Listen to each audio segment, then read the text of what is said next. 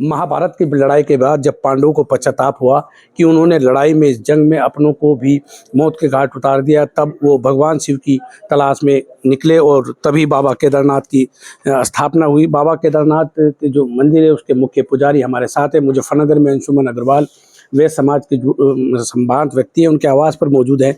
Sir, बाबा केदारनाथ के दर्शन कब कब होते हैं, कब कपाट खुलते हैं, कब कपाट बंद होते हैं? वंदे देवहुमापतिं सुरगुरुं वंदे जगत्कारणं वंदे पन्नगभूषणं मृगधरं वंदे पशूनां पतिं वंदे सूर्यशशांकवंदनयनं वंदे मुकुंदप्रियम। भगवान केदारनाथ जी का जो महादेव है हिमालय शिखर पर विराजमान है, बाबा केदारनाथ जी हैं।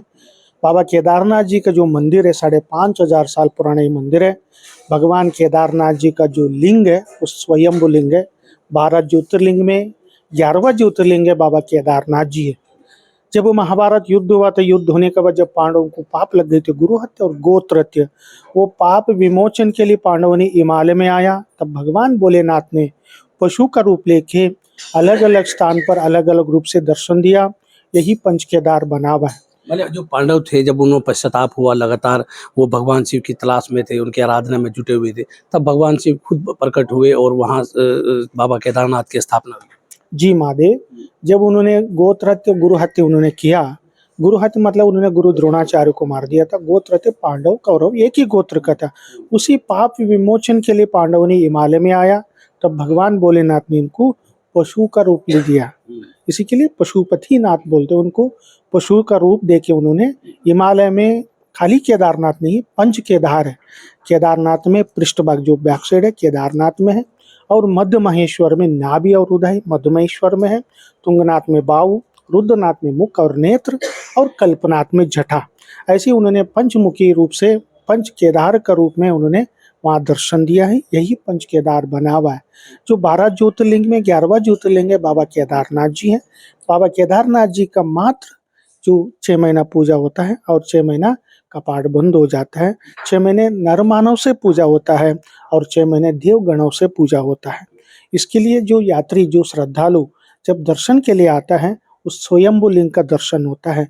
जो स्वयंभू लिंग है उसमें से भगवान केदारनाथ जी का जो लिंग है वो लिंग है, और उसका बाद गणेश जी का भी दर्शन है और श्री यंत्र भी उसी में प्रकट है। इसके लिए जब कपाट खुल जाता है श्रद्धालुओं ने कई लोगों ने कई हजारों लोगों ने कई लाखों लोगों ने दर्शन करके उनका जो भी अनजाने से गलती से के उप से मुक्त होकर उनको मोक्ष प्राप्त होता है। इसके लिए मोक्षधाम कहा जाता है बाबा केदारनाथ। कर्नाटक से क्या ताल्लुक है, क्योंकि मुख्य पुजारी बाबा केदारनाथ के जो थे उनका कर्नाटक के से ताल्लुक होता है। आप भी कर्नाटक के रहने वाले हैं। जिस तरह बताया जाता है कि आप मुख्य पुजारी है लेकिन आपके नेतृत्व में ही दूसरे लोग पूजा कराते हैं, तो कर्नाटक से क्या क्या ताल्लुक बाबा केदारनाथ का है? ये 3,500 साल से ही परंपरा है। जब परंपरा शुरू हुआ था, जो अक्षर अभ्यास मतलब अक्षर ज्ञान शुरू हुआ तब से ये परंपरा चले आ रहा है। लिखित में 3,500 साल से हमारा जो परंपरा चली आ रहा है। जो शुद्ध वीरशैव लिंगायत जो जंगम लोग होता है वही लोग वहाँ प्रधान अर्चक मतलब प्रधान पुजारी होते हैं। प्रधान सेवक जिनको बोलता है वहाँ भगवान केदारनाथ जी का सेवा करता है। वही उसी समय से ही परंपरा चली आ रहा है। मतलब यहाँ एक ना जो जंगम लोग है वो लिंगधारी लोग रहते हैं। हम लोग लिंग से जन्म से ही लिंग धारण करके यहाँ आता है। तब वही यहाँ लिंग जो भी सेवक रहते जो भी प्रधान पुजारी रहते जो प्रधान अर्चक रहते उनका नाम से आगे लिंग रहता है। मतलब राजशेखर लिंग, वागेश्वर लिंग, शिवलिंग, ऐसी जो लिंग रहता है वो लिंग का उपाधि यही होता है। जो लिंग धारण मतलब जन्म से हम लोग लिंग धारण करके आता है वही लोग वहाँ भगवान केदारनाथ जी का सेवा करने का, और जो प्रधान पुजारी जो नाम होता है वही लोग करता है। आप बाबा केदारनाथ से आए, मुजफ्फरनगर में आए हैं, तो जो मुख्य पुजारी आप होते हैं, मुख्य सेवक होते हैं, लेकिन आप पूजा नहीं कराते, पूजा अर्चना दूसरे लोगों से आपके नेतृत्व में होती है। इसके पीछे क्या मान्यता है बाबा केदारनाथ की है? हम लोग तो भगवान केदारनाथ जी का सेवक है। जो श्रद्धालु आते हैं उन लोगों का जो पूजा वगैरह करवाने के लिए जो वहाँ का लोकल जो पंडा लोग रहते हैं वो पंडा लोग करवाते हैं। हम जो भगवान भोलेनाथ जी का जो सेवा होते हैं प्रातःकालीन मतलब भाल भोग, दिन में महाभोग, शाम को शयन आरती जो सेवा होते हैं हम लोग करते हैं। वो बाबा केदारनाथ जी का जो शयन आरती होते हैं वो विश्व प्रसिद्ध शयन आरती होता है। जो लोग शयनार्थी का दर्शन करते हैं उनका जीवन धन्य हो जाता है, सारा कष्ट दूर हो जाता है, सुख और शांति भी प्राप्त होता है। इसके लिए वहाँ बाबा केदारनाथ जी का दर्शन करना ही पूर्व जन्म का सुकृत है। एक बार आके जीवन में एक बार आके बाबा केदारनाथ जी का दर्शन प्राप्त होता है, उनका सारा कष्ट दूर हो जाता है, सुख और शांति भी प्राप्त होता है, उनको मोक्ष निश्चित प्राप्त होता है। 2013 में एक त्रासदी आती है बाबा केदारनाथ में, तो उसके बाद से उसके पहले के बाबा केदारनाथ और अब में क्या स्वरूप बदला है? फिर से कुछ नया डेवलपमेंट हुआ? केदारनाथ जी तो स्वरूप नहीं बदला है, वहाँ का जो वहाँ के आसपास का जो है जो भौगोलिक व्यवस्था है, जैसे जो हिमालय का जो भौगोलिक व्यवस्था होता है उसी भौगोलिक व्यवस्था से उन्होंने थोड़ा बहुत सुधारने का कोशिश किया है और बहुत सारे थोड़ा सुधर गया।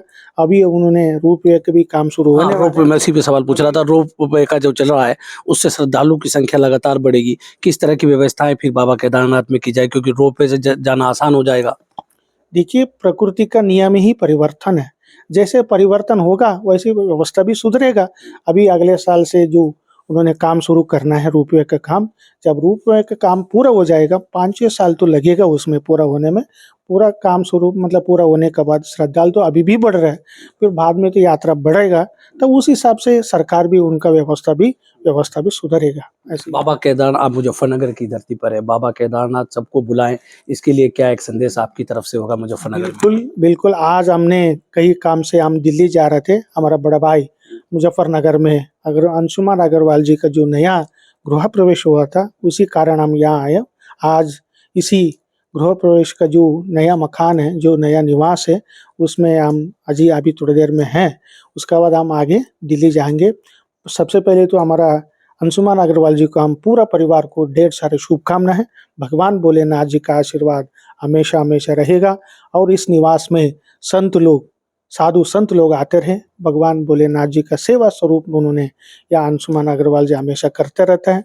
इसके लिए उसी उपलक्ष्य में हम यहाँ आए हैं। उनको पूरा परिवार की तरफ से जो भी हिमालय दर्शन के लिए आते हैं, जो मुजफ्फरनगर को पूरा देश का जो लोग हैं जो दर्शन के लिए आते हैं, उनको भगवान भोलेनाथ जी का आशीर्वाद हमेशा हमेशा रहेगा।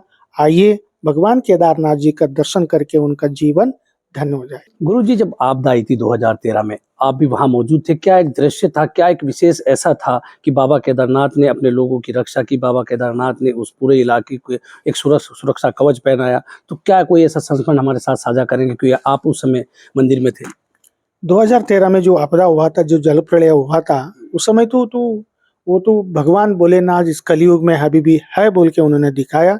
वो तो काल महाकाल था, जो जल प्रलय आया, उन्होंने तो बहुत उन्होंने तबाही बचाए थे।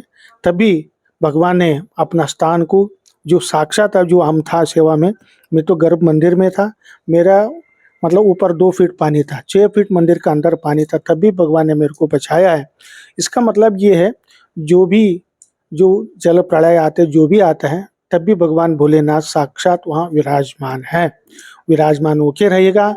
पहले भी था, रहेगा, आगे भी रहेगा। ऐसी ये यही है। तो ये थे बाबा केदारनाथ के मुख्य पुजारी, जो महाप्रधान सेवक है, जिनसे हमने बातचीत की। मैं राशिद अली हूँ और आप हमारा चैनल खोजी न्यूज़ देख रहे हैं। धन्यवाद।